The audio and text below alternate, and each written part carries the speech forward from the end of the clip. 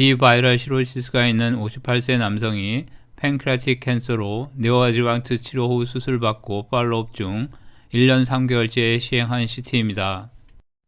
시리얼 이미지를 천천히 보겠습니다. 레프트 포스티리어 메센테리에 인핸스먼트가 약한 소프트 티슈 어테뉴에이션 리전이 보입니다.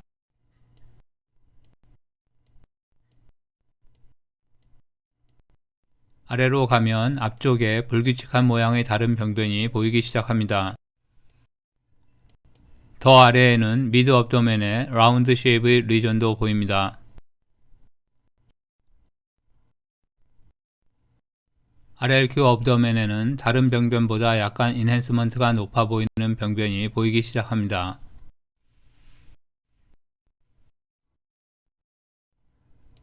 이 병변은 C콘과 붙어 있어 아펜딕스 오리진일 가능성을 의심하였습니다.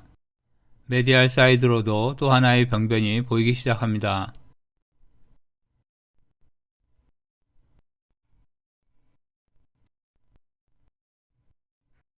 일부 영상만을 다시 보겠습니다. 이전부터 있었던 시로시스 및 아사이티스의 소견이 보이고 팬크라스의 수술한 자리에는 로컬 리커런스는 없어 보입니다. 아펜디스 근처에 병변이 있고 페리토니알 리전들의 어테뉴에이션은 낮아 아펜디시알 뮤시너스 튜머의 시딩 가능성을 의심하였고 프라이머리 팬크레스 캔서의 시딩도 감별하여야 할 것으로 생각하였습니다.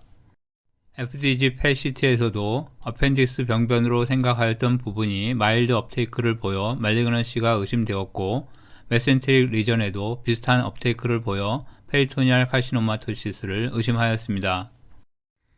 페리토니알 카시노마토시스가 아닐 가능성이 있어 라파로토미를 통해 시행한 바이옵시에서 베타카테닌 스테인의 뉴클리어 익스프레션을 보이는 데스모이드 파이브로마토시스에 합당한 것으로 진단되었습니다.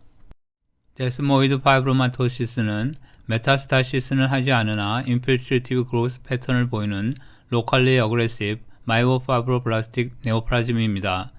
패밀리얼 아데노마토시스 폴리포시스와 연관되어 발생되는 경우가 많으나 이와 관계없이 발생하는 GI 트랙트 캔서 또는 GIST 등의 수술 후에 발생하는 경우가 있습니다.